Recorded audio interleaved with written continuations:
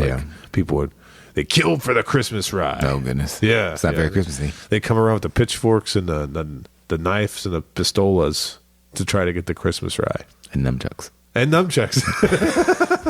I forgot about those. Yeah.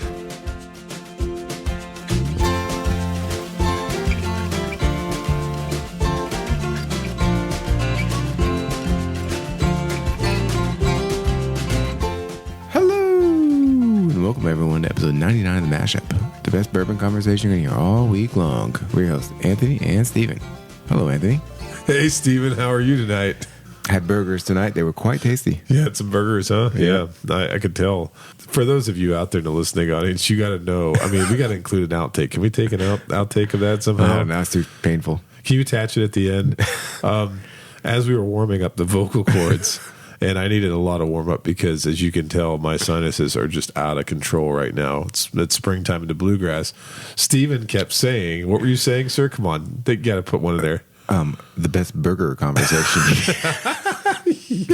Yeah, the best burger conversation. So we're talking about lettuce, pickles, tomatoes, ketchup. You like mayonnaise on your burger? No. You don't like any mayonnaise? So I had burger in my head. Apparently I couldn't get it out. I know. What did you eat for dinner tonight? Not that.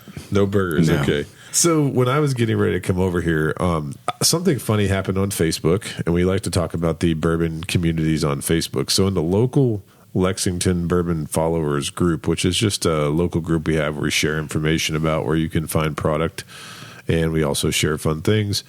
A person posted a really interesting email, and that email was from a producer from Vice News. Have you ever heard of Vice News? I have.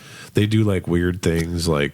Aren't they on HBO now? I think so. They do like undercover investigations and things like that. Long format, I think, right? Yeah. So they showed like... they sent this email. I can't really read it word for word because I don't have it in front of me. But the gist of it was basically like, hey, I'm doing a story about bourbon and I'd like to talk to a flipper. So the person who posted it said like, if you want to be included in this...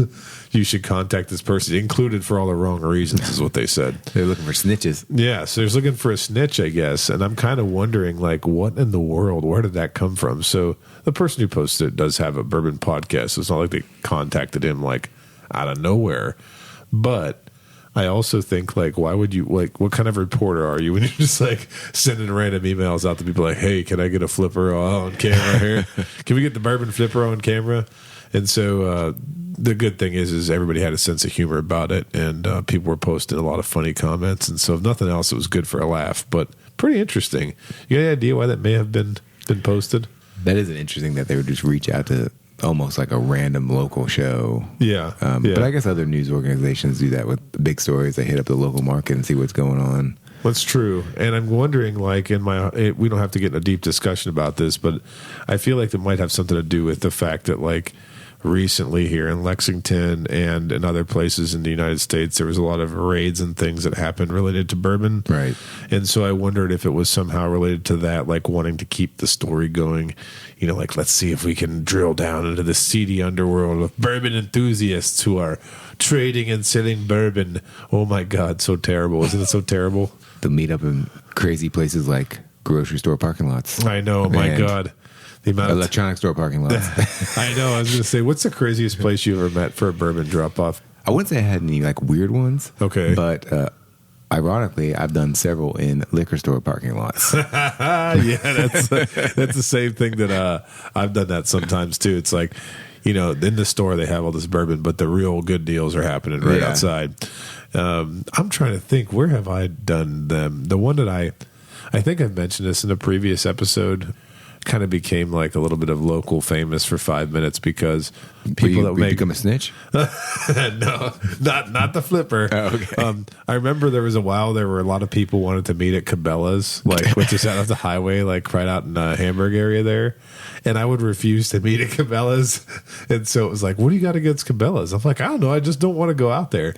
And so then I started weird place. Yeah, I know. I started telling people driving to Cabela's is like driving to Cleveland, Ohio. I was like, I'm not going to do do that. And so I did give in because, I wanted to make my trades and swaps and things like that. So the Cabela's parking lot has got some action. Apparently. Yeah, absolutely. Then you can get a cooler. Yeah. And some fishing poles. There you go, right? I did. I went in and I checked out the lures. I was like, man, I bet I can catch some big fish, but I got to get back out in the parking lot and make my bourbon deal. Well, Anthony, we had no reviews this week. I'm going to give a shout out. You know how much shout out to? To my peoples, yeah. Did you pre-drink? No. And if you'd like a shout out, just leave us a review on Apple Podcasts. Next time I record, we will give you a shout out. Anthony. Yes, sir. This week, I brought you the same bottle shape that we've gone over a dozen other times. Is that a Stag Junior? It looks like it. For this week, we have a bottle of Russell's Reserve single barrel rye whiskey. All right. So, yeah, that one's that's an old label one. We'll have to talk about that in a second. But this product is distilled at the Wild Turkey Distillery in Lawrenceburg, Kentucky, which is owned by the Campari Group. The bottle date is actually 2017. The ABV on this guy is 52%. Proof is 104. It's non-age stated, but most enthusiasts and the ones that are really smart and like Wild Turkey said it's between 6 and 8 years old. The mash bill is 51% rye, 37% corn, and 12% malted barley. The MSRP back in 2017 was $55 on this guy. I think now, I recently saw it in a store. The packaging looks different, but it's, I think, $70 now. So there's nothing I'm going to add to this bottle shape discussion. It's the same Russell Reserve bottle they have on all their products. That's true, but what is this little dimple thing they have in the back there? What is that about? Do you know? It looks like a little fin sticking up in the back, a way that denotes that's their special bottle. Yeah, I've never noticed that. Maybe that's what makes this bottle unique. It might be. The little finger rest. Yeah. But what I really want to talk about is the price of the Russell's Reserve products over the last couple of years. Why do you want to talk about them? I think they have gotten astronomically high. That's true. Yeah, they have gone up quite a bit. I remember, I think it was probably back in, was it the summer when the regular bourbon, the single barrel bourbon, like specialty store picks? Yeah. No, just a single barrel bourbon. I think they're rumored to be between 9 and 12, whatever single picks there are. I think it went from being like a $60 to $65 bottle to like $100. Yeah, that's exactly right. And that, like, I remember going, oh my God, here we go. We've lost one of our, go-tos here that people really like and adore for, a value whiskey. And Russell's, I mean, not Russell's, but Wild Turkey in general has always had that sort of working class vibe to it. Nothing says working class like $100, like almost doubling the price. 10-year bourbon. I know. So I don't know where that came from. If that was a distributor-driven thing, or if it was driven by the distillery themselves. But it's kind of crazy how their products went up like overnight, like a lot of money. It used to be the thing you can get those picks, right? Yep. For like $55-$60, and they all had different warehouses. Yep. And you could like, oh, I'm going to try the D one because apparently, every warehouse had like some sort of different flavor profile. Absolutely. So you can almost like collect them all. Yep. But now they're going for like $90, $100 a pop. Yeah. And they just sit there. Yeah. That's just in the store if you can find. But I mean, they have the enthusiast groups too for Russell's and Wild Turkey products. And some people will seek out certain warehouses and they'll pay a premium for them and things like that. But yeah, it's gotten insane. I know we're talking about the pricing, but you didn't really say anything about this bottle. You know why we can't say anything about this bottle? Because being that this is 2017, this bottle, if we described it to you, looked completely different than what you'll find in the store now. I think they've changed to a more contrasting white and green label. They keep changing the label on these, but I know that this one being a 2017 is definitely an older label, single barrel product. Look older. Yeah. And there's not a whole lot of information on here. The one thing I wanted to point out, and I don't think they've improved this, is if you're going to have a single barrel whiskey, why not put some information about where that barrel's coming from? Wouldn't that make you, I don't know, what do you think about that as a consumer? Wouldn't that make you more likely to buy it? Well, I think the whole single barrel Russell thing is kind of a bad in the beginning. Why Especially with the different warehouses, and they had just those silly neck tags that would just rest on there. I remember that. They get lost half the time. Right. And so if you're especially looking for a warehouse, and you're looking for like E, and there's a ton of A's, Yeah. Who's to say that they just didn't switch neck tags?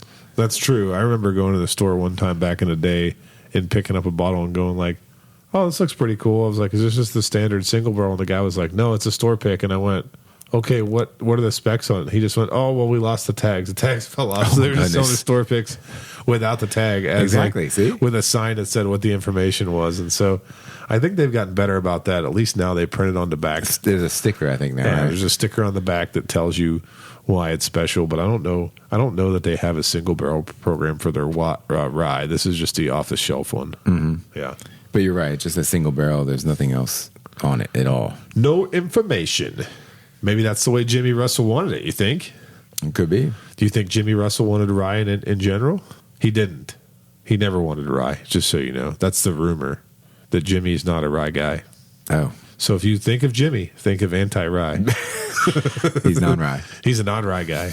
So this whiskey that we're drinking on tonight actually has a pretty long history, and you know how I get into history on this podcast, and it never ends up actually being a good or complete history, right? You know, I mean, am I famous for that yet? Yeah, I might be. Yeah.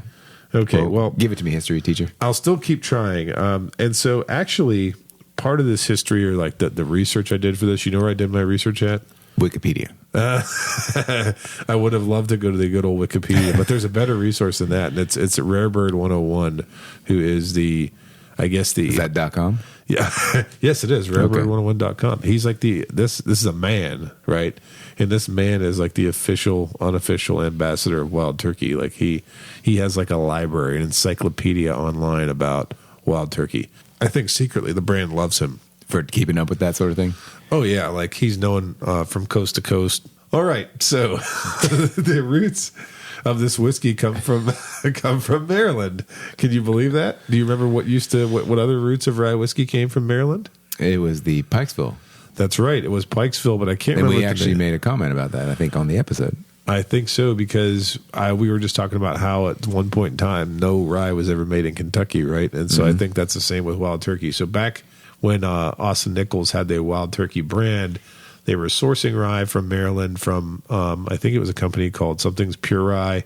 That brand label was just revived by a group out of Maryland recently, and they bottled some like 13 or 14-year-old MGP. Go figure, reviving the Maryland rye by bottling Indiana rye at 13 years. At 13 just years. Starting it up, huh? There you go, exactly. So sometime in the 1960s, the Austin Nichols then began sourcing rye from another brand we know, Michter's Penco in Pennsylvania. That was nice when they were sourcing their rye and everything, but at sometime then in the 1970s, Jimmy Russell, even though he was on record as saying he was not a rye guy and thought rye was a fad, he began distilling rye whiskey at the current site out in Lawrenceburg. And this led to some of Wild Turkey's own distillates, so like their first rye releases of their own distillate. And this stuff is often referred to as Christmas rye. Do you have any idea why? I've heard that term before, but was theirs just came out near Christmas? Well, that would be a good guess. And you know what's funny? Like when I was lucky enough, really, really good friend who has some amazing old whiskey, and he had some Christmas rye for us to taste. And so there was no bottle. It was just a sample, like out of a sample bottle. So I tried it, and I was like, oh, man, I wish I could get some Christmas rye. I hope it's not like a limited holiday release, And so then I started reading more about it online, and I actually saw the bottle, and the bottle that they put it in, it was like basically 101 rye. I think it was between 86 proof and 101. And the label was red and green. Awesome. And it literally looks like Santa Claus. And so with that being the case, I think that's how it got dubbed as Christmas rye, even though it was their, like, I guess, widely available rye. When I say widely available, they made much less of it. And so in today's market, it's like highly sought after stuff. Like people they killed for the Christmas rye. Oh, goodness. Yeah. It's not very Christmassy. They come around with the pitchforks and the knives and the pistolas to try to get the Christmas rye. And nunchucks. I forgot about those. Yeah. Well, with that, let's go for our first nosing. I know. I'm thinking now that we were talking about holiday rye, I'm going to nose this. I'm going to get any pine needles. Maybe sugar cookies. A little bit of ethanol pop. Yeah. My predominant nose is herby and vanilla-y, actually, like spicy vanilla. I'm getting that too in the mouth. In the mouth? Yeah. What do you mean? Are you kind of sucking it through there? Yeah. Yeah. It's like once it goes through the nasal cavity, but I'm getting like the vanilla and spiciness. I'm trying to think if there's anything else creeping in there. Maybe a tiny bit of graham cracker.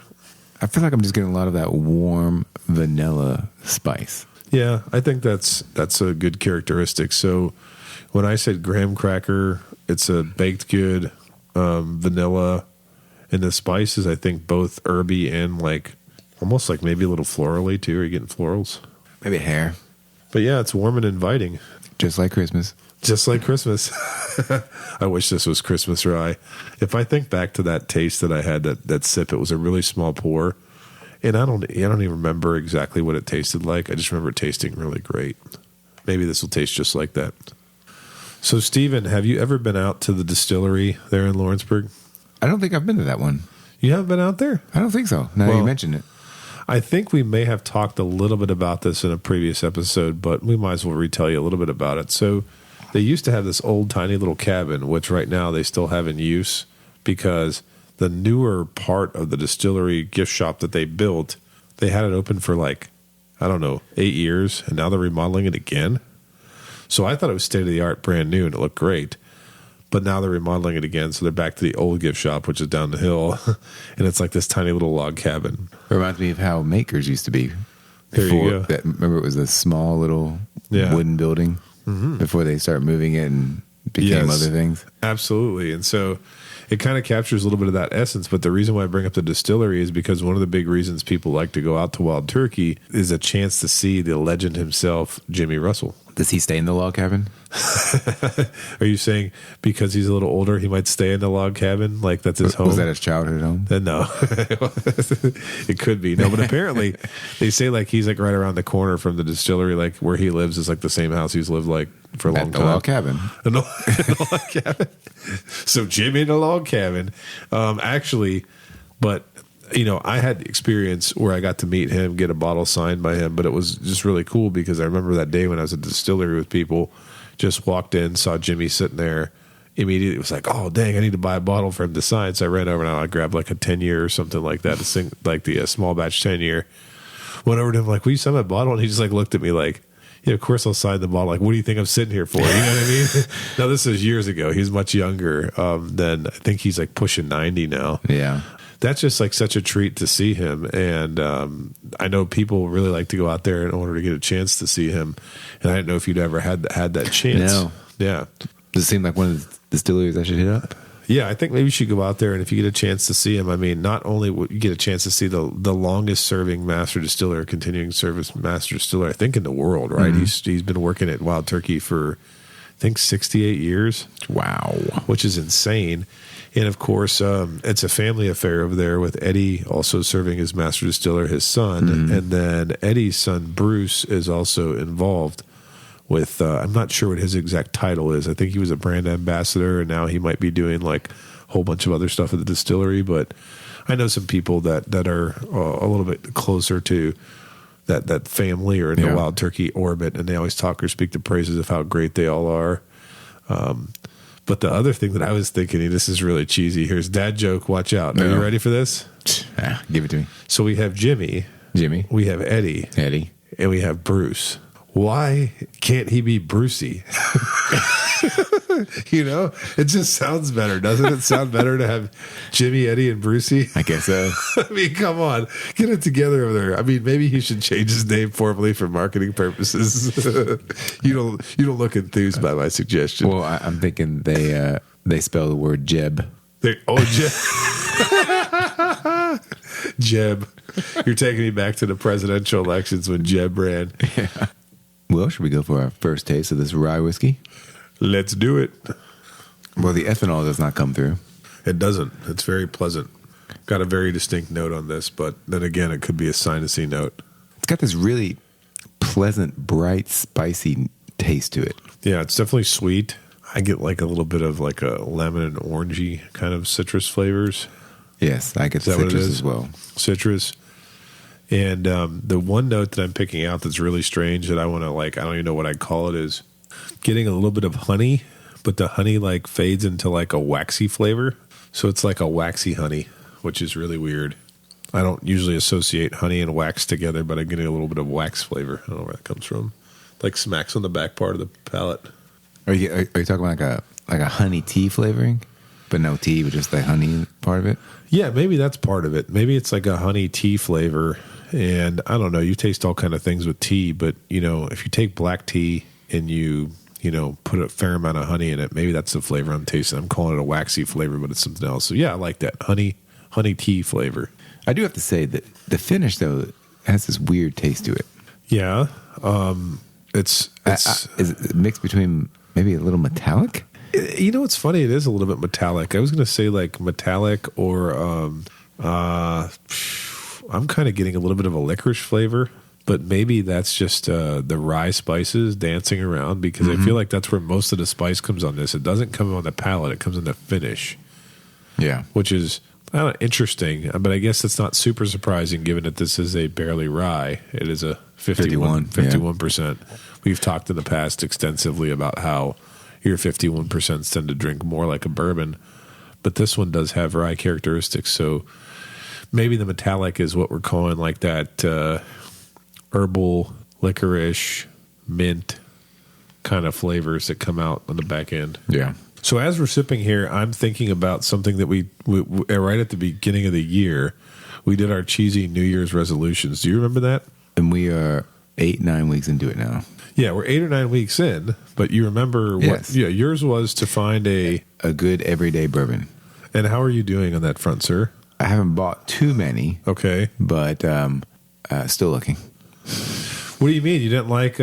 Was it Thomas Metcalf Stonehammer? The Stonehammer, the cleaver? Interesting. Yeah, the small batch was interesting. Didn't rise to the occasion of something that you would probably drink every day, right? Well, I mean, if it was easier to get a hold of, maybe. That's true. Oh, yeah. That Stonehammer's allocated.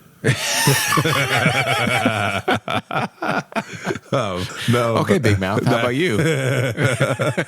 Well, yes. So my resolution was basically that I was going to stop being a troll online when it came to bourbon. I said you would last, what was it, 2 to 3 days or 2 to 3 weeks? I can't remember. We have to go back and listen. I think you said 2 to 3 days because you were really understanding me, and I appreciate that about you. Good friends are like that, right? But I really made it like about 2 weeks, I think. Oh, well, good for you. Yeah, 2 weeks, 2 whole weeks. What was the thing that broke the camel's back here? There's been many things. The ones that recently were. What was the outrage that you just couldn't keep it in anymore and you had to unleash? I actually think it had to do with one of the things that I hate the most. Most of the time, this is what it has to do with. People buying things locally then trying to sell them nationally. And that happened to me recently too. I met this really nice, person who said they really liked this brand of bourbon. I'm just being very nondescript here because, it could be very easy to track. This sounds like a Tinder profile. Yeah, Tinder profile, like really nice person. Really nice person. Really likes to drink this nice kind of bourbon. So we made a deal. We made at the time what I thought was a fair deal about a month ago. And then I recently saw, when I say a fair deal, I really did. I knew I wasn't getting the best deal, but I was like, okay, well, I'll just make the deal anyway. And now that bottle that I made the deal on, they're trying to sell for, I think, about $175 more. Oh wow! But they're again on a national market. But I kind of thought I saw that and I was like, where is Vice when you need them? Where's Vice at? Yeah, come on, go get that flipper Vice. But yeah, that kind of stuff bothers me. And then like I don't know. I'm always bothered by Total Wine, you know that. So I engage in that conversation. I know people are out there. I don't know. You know how you know what's going on there. You don't go there. Well, I just pay attention to what people post. The flavor of the day the other day was the Blantons. They're charging Total Wine here in Lexington 90? Is charging 80. 80. Which again, most people in other states and people who are going to be listening to this podcast like, I pay $80 for Blantons all day. Yeah, it's $80 plus tax. So you're looking at mid 80s, right? And then I guess some people asked them, right? They said, hey, why would, you charge $80? And their managers were like, well, the distributor raised the price. Well, then turn around all the other big box, like your Liquor Barns, Kroger's, and other places too, get Blantons. And magically their prices, $10 to $15 less than Total Wine, who has the lowest prices in town. Mm-hmm. And so it's a combination of things. I don't want to make it sound like I'm just anti-Total Wine, even though I am. But yeah, I am.